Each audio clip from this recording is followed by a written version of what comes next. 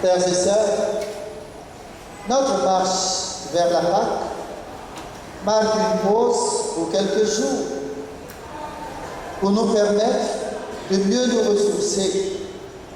Pendant 4 jours, nous allons vivre avec la communauté des sœurs de Plaine de Jésus un temps de prière, un temps d'enseignement, un temps de louange. Et de façon particulière, nous allons nous adresser à Jésus à travers ses plaies. Et le thème de ce soir, c'est les plaies de Jésus, expression de son amour. C'est vrai que même lorsque nous parcourons toute la Bible, la chose qui puisse nous frapper le plus à travers le Nouveau Testament, mais déjà dans l'Ancien Testament, c'est l'amour de Dieu pour chacun. Et dans le Nouveau Testament, c'est beaucoup plus clair, beaucoup plus précis. Dieu nous aime. Et Saint Jean disait, Dieu a tellement aimé le monde qu'il lui a envoyé son Fils unique. Et lorsque ce Fils s'est révélé à nous, nous ne l'avons pas tout de suite accueilli. Vous vous souvenez de ce qui est écrit dans l'évangile de Jean. La lumière a brillé dans les ténèbres et les ténèbres ne l'ont pas arrêté. Quel dommage! Quel dommage! Parce que la lumière brille justement pour éclairer. La lumière brille justement pour chasser les ténèbres.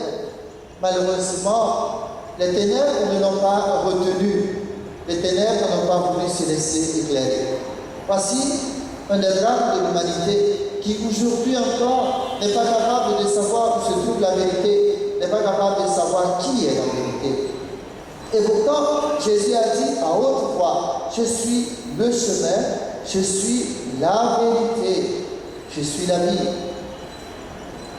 Et lorsque Jésus a voulu manifester son amour jusqu'au bout, il l'a fait à travers sa croix qu'il a portée. Et la croix de Jésus est une expérience unique pour nous sauver.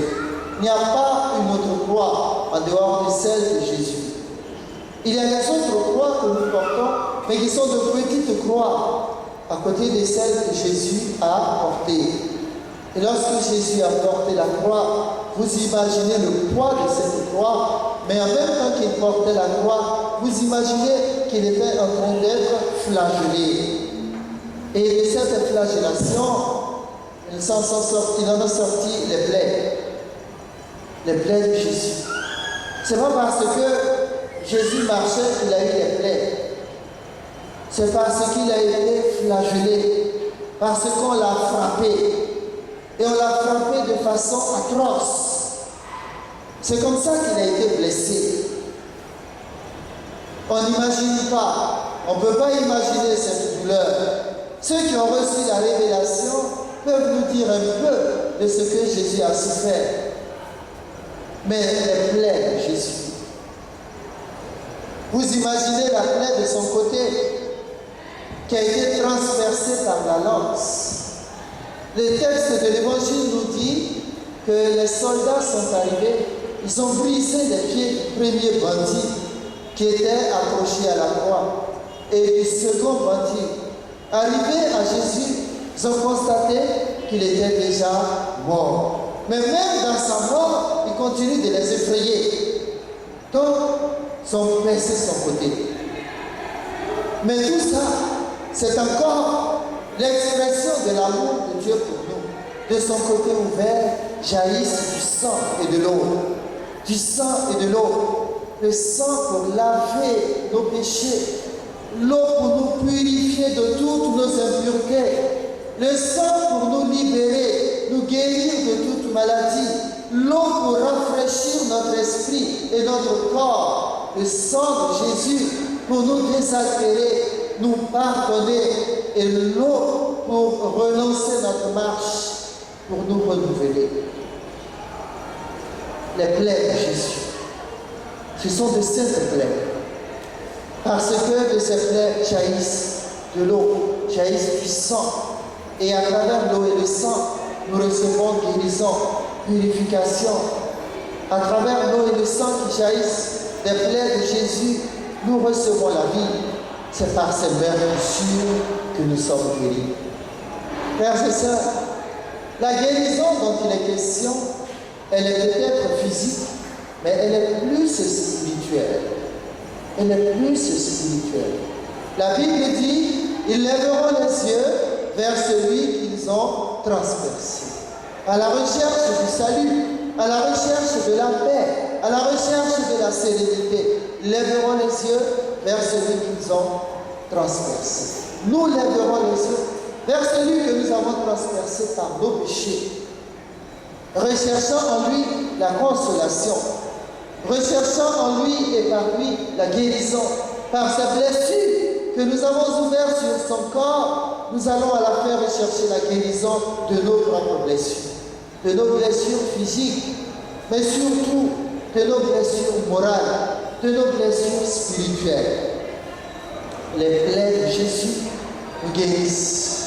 Nous sommes venus ce soir à la recherche de Jésus, mais de façon particulière pour faire l'expérience des plaies de Jésus qui guérissent nos propres blessures. Frères et sœurs, est-ce que nous avons des blessures? Oh, peut-être, blessures physiques, ça c'est rien, mais les blessures intérieures. Et les blessures intérieures qui sont beaucoup plus graves, qui sont beaucoup plus difficiles à gérer quelquefois. Ce soir, nous entendons dire que les plaies de Jésus peuvent guérir nos blessures intérieures.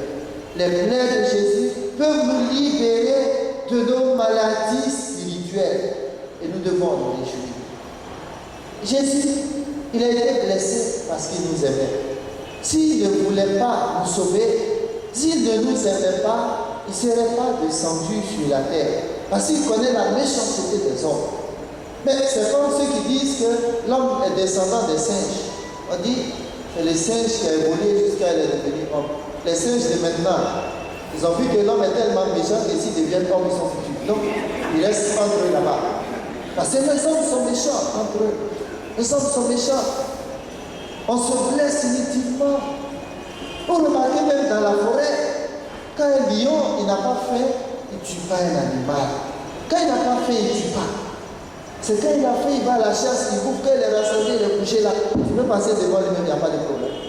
Et l'homme, tu ne même pas encore passer, il cherche comment il va te tuer. Il cherche comment il va te blesser. Il cherche comment il va te faire mal.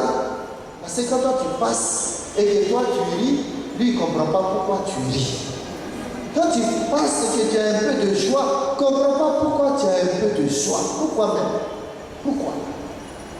Jésus, il savait tout ça. Malgré ça, il dit, je viens vous sauver. Je sais ce que ça va me coûter, mais je viens vous sauver. Donc, Jésus ne doit pas être mort inutilement. Il ne doit pas avoir supporté ses plaies inutilement. Nous devons donc faire en sorte que les plaies de Jésus guérissent nos blessures, guérissent nos propres plaies. C'est vrai que la blessure intérieure est grave, mais ce n'est pas toujours que la blessure intérieure a été provoquée par quelqu'un. Quelquefois, nous-mêmes, nous avons provoqué nos blessures intérieures. Quand tu es jaloux, il y a quoi dans la jalousie? Ça te blesse, ça te ronge, ça te fait mal, mais tu es dedans. Quand tu refuses de pardonner, il y a quoi dans la rancune? Tu es là, ça te brûle. Tu manges même, ça ne descend pas dans ton ventre, parce qu'il y a plaie dans ton ventre. Mais tu as attrapé ça, tu dis, je ne laisse pas, je ne pardonne pas, je ne fais pas ceci. Et tu es blessé. Aujourd'hui, l'occasion t'est donnée, à travers les plaies de Jésus, de guérir tes propres plaies. Ça veut dire, il faut laisser tes plaies aux plaies de Jésus. Il faut laisser tes plaies, il ne va pas vous compléter pour lui. Lui, il a la force de porter. Toi, tu ne peux pas. Tu ne peux pas parce que tu es tellement blessé que tu te mets à blesser tout le monde autour de toi. Tu es tellement blessé que tu te mets à souhaiter qu'autour de toi, chacun souffre comme toi tu souffres. Laisse à Jésus. Ça, c'est compliqué. Mais vous me dites, non, pourtant on va repartir avec certains bagages. Pourquoi? Si ce n'est pas compliqué, laissons au pied de Jésus. Je suis rancunier. Je te demande, par des saintes plaies, guéris ma rancune. Jésus, je suis jaloux. Je ne sais même pas même, je suis jaloux. Tellement jaloux que ça sort sur mon visage. Aujourd'hui, là, je vais laisser ça à tes plaies. Tu vas guérir cette plaie de jalousie, puis je vais aller à la maison. Jésus, je ne sais pas, mais j'ai de la haine. J'ai de la haine. J'ai de la haine. J'ai de la haine. mon cœur est noir, j'ai de la haine. Mais ça, c'est maladie aussi, maladie interne. Je vais laisser ça à tes plaies, tu vas t'en charger. Moi, je veux être libéré. Ou bien, quand tu es libéré, tu n'es pas content. Ou bien, quand tu es guéri, tu n'es pas content. Enfin, quand quelqu'un est malade et qu'il va à l'hôpital, on lui donne un médicament qui réussit à le guérir. Il est content ou il n'est pas content? Mais alors, si on pouvait rester à la maison et puis se libérer de sa maladie, on ne serait pas allé à l'hôpital. Si on est allé à l'hôpital, on a fait l'effort d'y aller. Si on a fait l'effort de se rassembler ici ce soir, qu'on profite de ce pourquoi on est venu. Les plaies de Jésus, il les a supportées par amour pour nous. Et les plaies de Jésus guérissent nos propres plaies. Les plaies de Jésus guérissent nos propres plaies, nos blessures. Mais une plaie, ça fait mal. Une plaie, ça fait mal. Une plaie, ça fait mal. Et celui qui est blessé, on ne peut pas lui dire comme ça fait rien. Ça fait rien. Il faut laisser tomber, ça fait rien. Non, ça fait. C'est celui qui est venu le blesser, surtout s'il a fait exprès, ça fait. Donc, il ne faut pas minimiser les plaies de vos camarades. Il ne faut pas minimiser les blessures de vos camarades. Oh, à cause de ça, là. Non, il ne faut pas dire à cause de ça. Peut-être que pour toi, ce n'est rien. Mais pour lui, ce n'est pas rien. Voilà pourquoi nous devons apprendre à être attentifs les uns aux autres. Ce que moi je peux supporter, ce n'est pas sûr que l'autre puisse supporter. Et ce n'est pas la peine de me moquer de lui parce qu'il n'arrive pas à supporter. Ce n'est pas la peine de lui en vouloir parce qu'il n'arrive pas à pardonner maintenant. Pourquoi je ne prie pas pour lui plutôt que de rester à le critiquer, à mal le regarder? Jésus ne devrait pas avoir souffert pour rien. Ça fait combien de millénaires on est en train de toujours rappeler que c'est par amour pour nous qu'il a souffert, que c'est par amour pour nous qu'il a supporté. Et quand on finit de rappeler ça, on ressort avec les mêmes attitudes. On ressort avec les mêmes plaies, ou peut-être plus grave encore. Parce que tu ne voulais pas voir le gars là, c'est lui-même qui l'a vu à l'église, vous êtes assis côte à côte. Tu as gâté ma prière. Tu as gâté ma prière. Et Jésus, vous croyez qu'il est indifférent à ce que nous vivons? Vous croyez qu'il est indifférent à tout ce qui nous fait souffrir? Non, je ne crois pas. Sinon, il serait méchant. Or, Jésus n'est pas méchant. Il dit, venez à moi, vous tous qui êtes fatigués. Vous tous qui êtes fatigués. Venez à moi. Vous tous qui êtes fatigués. Au lieu d'aller chercher des vitamines pour boire le matin, à midi, le soir, venez à moi. Si tu es fatigué, si tu reconnais que tu es fatigué, viens à Jésus. Mais encore faut-il que tu reconnaisses. Puis ce que tu ne veux pas laisser tomber là, ça te fatigue. Ça te fatigue. Mais laisse. Tu ne veux pas. Tu ne veux pas guérir. Vous vous souvenez qu'un jour dans l'évangile de Jean, depuis chapitre 5, le monsieur qui était au bord de la maison, depuis combien d'années malade, Jésus lui a demandé, est-ce que tu veux guérir? On te demande tu veux guérir, fais discours. Dis, c'est-à-dire que quand l'eau là même ça bouillonne, c'est-à-dire, moi-même, à le temps d'aller tomber dedans, c'est-à-dire qu'il y a un guérir. On t'a demandé quoi? Tu veux guérir. Ça, c'est notre complication là. Comme dit l'Écriture, le cœur de l'homme est malade. Le cœur de l'homme est compliqué et malade. Compliqué là, c'est ça. On te dit, tu veux guérir. Tu tournes autour. Tu tournes. Le temps d'arriver, il y a un qui est guéri avant toi. Tu dis, mais quand tu m'avais posé la question, non? Il dit, mais moi j'attendais, je n'ai pas entendu ta réponse. Ta réponse, tu étais en train de faire rhétorique, discours. C'est-à-dire que quand l'eau bouillonne, avant même que je lui arrive, il y a quelqu'un d'autre.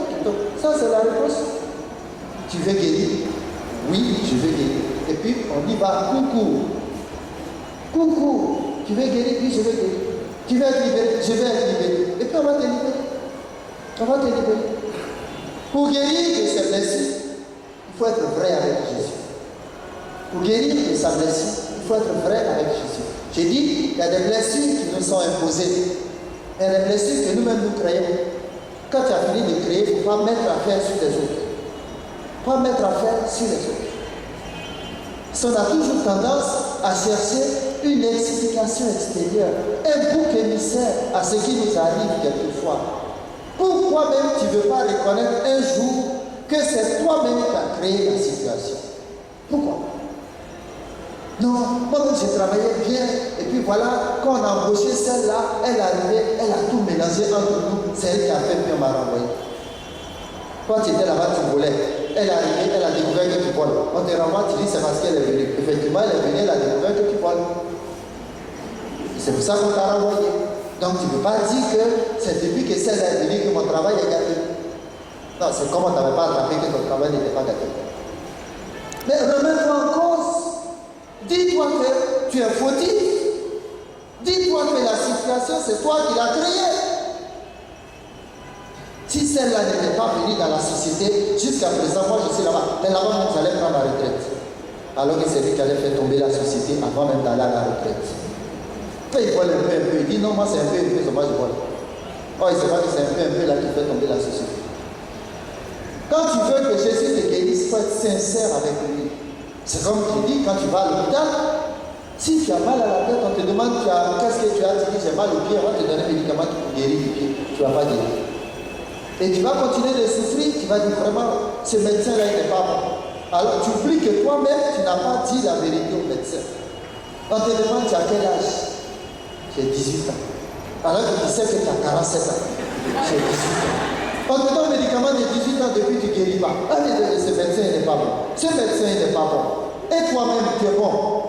Tu es parti mentir jusqu'au médecin. Qu'est-ce que tu veux qu'il fasse pour toi?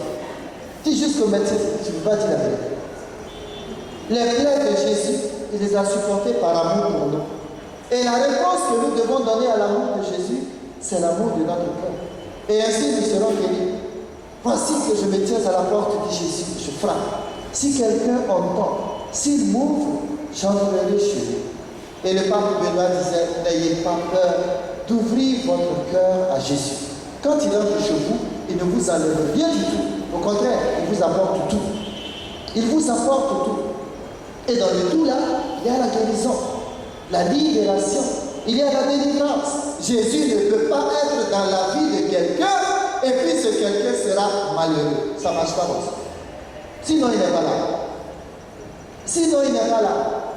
Ou bien alors, il est là, mais c'est toi qui n'es pas là. Tu n'es pas là, tu n'es pas présent à la présence de Jésus. Tu n'es pas présent, c'est-à-dire tu es obstacle à l'action de Jésus dans ta vie.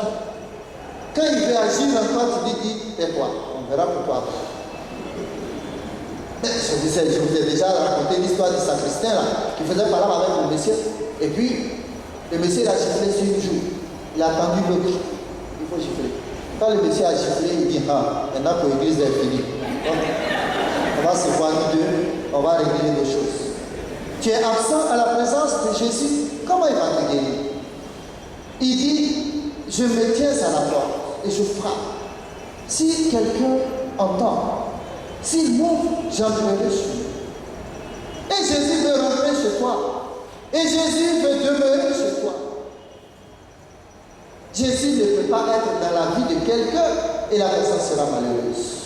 C'est qu'il y a quelque chose qui ne va pas. Et si ça ne va pas, ce n'est pas du côté de Jésus. C'est de mon côté à moi. Parce que quelqu'un qui a souffert, déjà même il ne voulait même pas voir détruire la création. Vous vous souvenez dans le livre de la Genèse, au temps de Noé, Dieu s'est repenti d'avoir détruit la création. Non, il ne veut plus faire ça. Il a envoyé même son fils après. Ce n'est pas pour regretter de nous avoir envoyé son fils. Ce n'est pas pour que le sang de Jésus coule en vain aujourd'hui encore. De vous avoir, si on nous avait dit que Jésus vivait à Blocos, comment on allait faire? Nous tous on allait aller à Blocos facilement. Nous tous on allait partir à Blocos pour aller le voir. Mais on vous dit, il n'est pas seulement à Blocos, il est ici aussi. Si tu ne crois pas, comment tu vas faire? Il va te sauver. Il est ici. Jésus est ici. Quand il a dit au centurion, ou bien au monsieur là, va à la maison. Et le monsieur a cru et il est parti. Il a cru et il est parti. Croire que Jésus est là. Il dit, là où deux ou trois sont réunis en mon nom, je suis au milieu d'eux. Et on va venir ici et on va repartir comme on est venu sans que rien ne change. C'est qu'on n'est pas venu. On aurait mieux fait de rester à la maison. Mais si on est venu ici, on ne doit pas repartir comme on est venu. On doit laisser aux plaies de Jésus de guérir nos plaies. On doit laisser au soin au plein de Jésus de guérir nos blessures intérieures, de nous restaurer, Quand quelqu'un sent des ulcères, moi j'ai mon ami et frère, il avait des ulcères à un moment. Quand on mange les bonnes choses, là, il est là, il nous regarde. Et puis un jour, on mange, il mange aussi. Il dit, frère, qu'est-ce qu'il dit? Je suis guéri. Je dis, mais tu aurais dû nous prévenir. Non, non. Maintenant, on mange, il mange. Et il est content. Mais moi, j'aurais pu me fâcher parce que maintenant, il mange la même chose que moi, donc ça ne va pas suffire. Mais est-ce que moi seul, là, je peux manger tout ce qu'il y a sur la terre? Est-ce que moi seul, je peux me nourrir de tout ça? Il mange un peu, je mange un peu, c'est ça qui est bon. Il mange un peu, je mange un peu, c'est ça qui est bon. Nous sommes frères, on se regarde et on est content. Et puis on peut apprécier la même nourriture. Sinon, nous sommes frères, pourquoi? Nous avons marché ensemble jusqu'ici. Et voici Jésus qui est là. Il vous dit, voici mon cœur qui saigne. Voici mon côté ouvert. Voici mes mains transpercées. Voici mon dos flagellé. Par amour pour vous, pour chacun de vous, dont je connais le nom. Pour chacun de vous, dont je connais l'histoire. Pour chacun de vous, dont je connais les souffrances. Qui peut penser que Jésus ne connaît pas son nom? Ah, il a crié, Zachée, descends. Zachée ne s'est même pas demandé est-ce qu'il me connaît, il ne me connaît pas. Il dit Zachée, descends. Allons. Il connaît son nom. Il connaît le nom de chacun de nous. Donc même ce qu'on va vouloir lui cacher, il serait proprement inutile. Et c'est le moment favorable. C'est le moment de marquer la pause pour demander au plaies de Jésus de nous cacher et de nous guérir de toutes nos plaies. Mais alors, regardons nos plaies en face. Regardons-les avec lucidité. Regardons nos plaies avec réalisme, avec vérité et demandons à Jésus de guérir les plaies que nous ressentons, ce qui nous fait souffrir. Et Jésus, il est capable de le faire. Il est capable de le faire. C'est le temps de la guérison. C'est le temps de la restauration. C'est le temps du renouvellement intérieur. Que personne ne reparte comme il est venu. Que tous nous soyons d'accord que c'est là que nous allons trouver la guérison. Par ces blessures, nous recevons la guérison de nos blessures.